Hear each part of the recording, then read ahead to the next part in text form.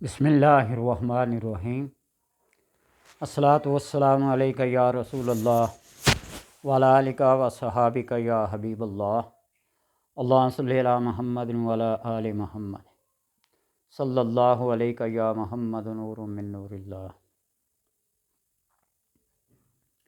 میرے مجرب اور آزمودہ عملیات میں سے رمضان کے اندر 3 عمل ایسے ہیں جس نے بھی اپنے ذوق اور شوق کی تسکین کو پورا کرنے کے لیے اپنی غربت، بے بسی اور معذوری کو دور کرنے کے لیے کر لیے، تو اللہ تبارک و تعالیٰ کے کرم سے یہ جو صدقہ اور خیرات کے مال کے پیچھے بھاگنے والے لوگ ہیں، رمضان کے اندر آٹا سستا مل رہا ہے، چینی سستی مل رہی ہے، وہاں ذلت اور خواری اٹھانی پڑتی ہے، 10 کلو یا 2 کلو چینی کے لیے لمبی قطاروں میں کھڑا ہونا پڑتا ہے۔ اس عمل کے بعد ان لوگوں کو ایسے صدقے اور خیرات کے مال کھانے سے نفرت ہو جائے گی، یقین جانیے، آزما کے دیکھ لیجئے۔ وہ یہ فخر محسوس کریں گے اس عمل کے بعد کہ جو صدقہ اور خیرات ہم لیتے تھے، یہی صدقہ اور خیرات ہم اپنے ہاتھوں سے تقسیم کریں، بانٹیں۔ آپ آزما کے دیکھ لیں، نہ ہوا تو جو مرضی کہہ لینا۔ شرط ہے کہ اپنے عقیدے اور اپنے یقین کو درست کر لیں۔ یہ صدقہ اور خیرات جو ہوتا ہے نا، یہ لوگوں کے ہاتھوں کا میل کچیل ہوتا ہے۔ اس کے مستحق صرف 8 قسم کے لوگ ہیں۔ سورہ توبہ کی آیت میں اللہ نے فرمایا انما الصدقات للفقراء والمساکین۔ فقراء ہیں، مساکین ہیں، عاملین ہیں، مسافر ہیں، مجاہد ہیں، اور قرض میں ڈوبے ہوئے لوگ ہیں، اور مؤلفۃ القلوب ہیں۔ تو ان کے علاوہ باقی جو صدقے اور خیرات کا مال کھاتے ہیں نا، پرہیز کیا کریں۔ مجھے میرے استاد نے ایک دفعہ بتایا تھا نا، مسجد کا امام تھا، کھانا کہاں سے کھاتے ہیں؟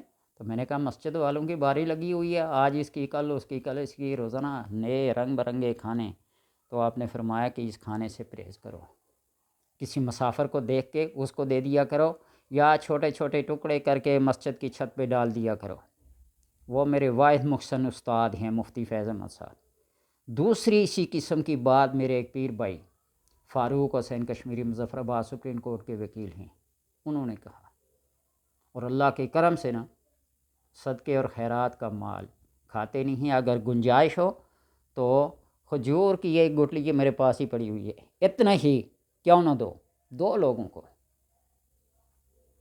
آگ سے بچو، آپ صلی اللہ علیہ وسلم نے فرمایا اتقوا النار، آگ سے بچو، اگرچہ تمہارے پاس آدھی کھجور کا یا اس کا کچھ حصہ ہو، صدقہ کرو، خیرات کرو۔ ایسے دینے والے اوپر والا ہاتھ نیچے والے ہاتھ سے کیا ہوتا ہے؟ بہتر ہوتا ہے۔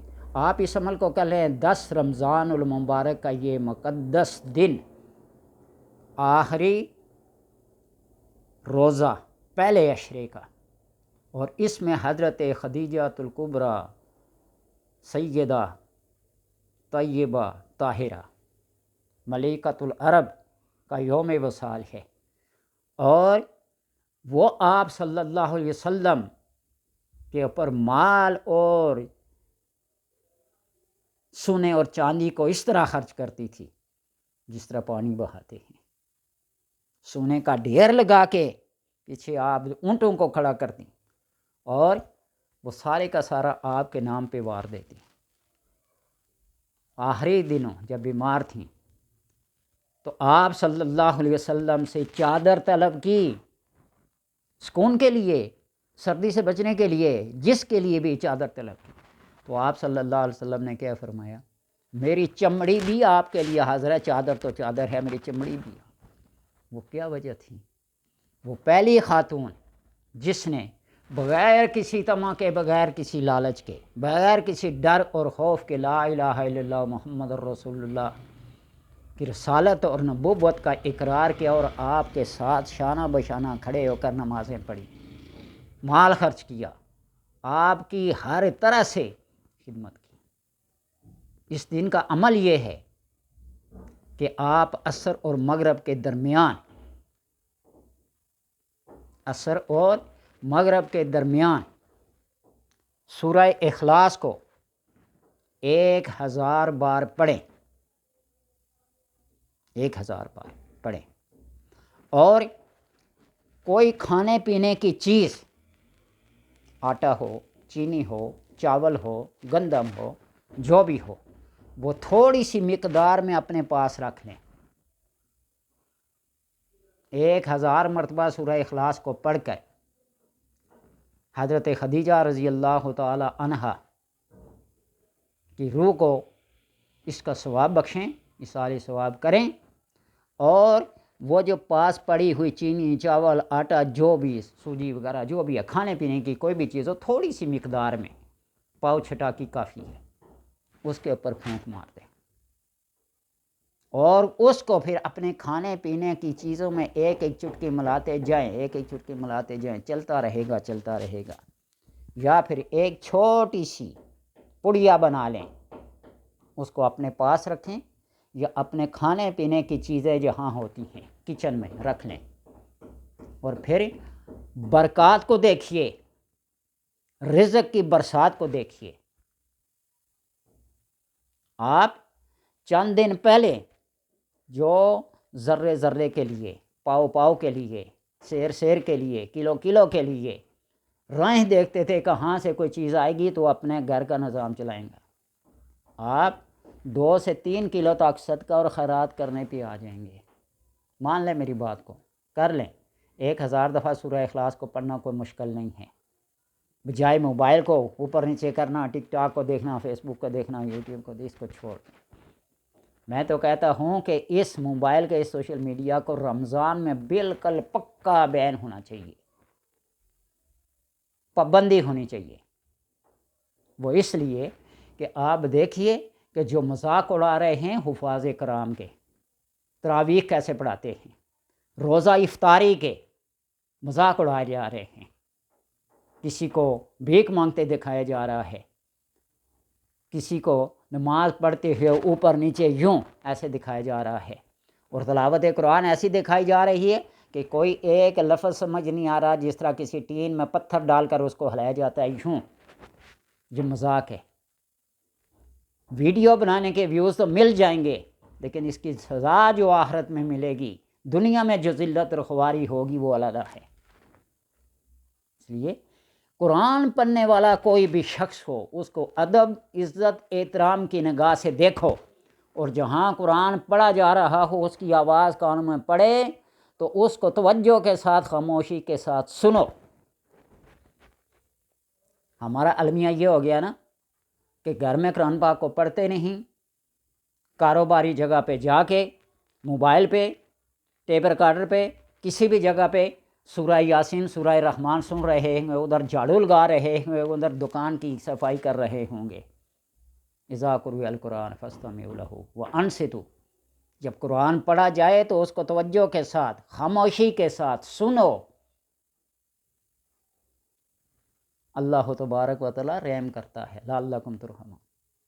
تو اس لیے رمضان کے اس عمل کو، جو میرا مجرب آزمودہ اور گارنٹی والا ہے، ایک یہ 10ویں محرم کا، یہ 10ویں رمضان کا یہ عمل، 1000 بار سورہ اخلاص پڑھنا، اور اس کا ثواب حضرت خدیجہ رضی اللہ تعالی عنہا کی روح کو پہنچانا، اور یہ دعا کرنا کہ اللہ جس طرح حضرت خدیجہ کو دنیا اور دین کی دولت سے مالا مال کیا تھا اور ہے، اس طرح مجھے بھی مالا مال کر دے۔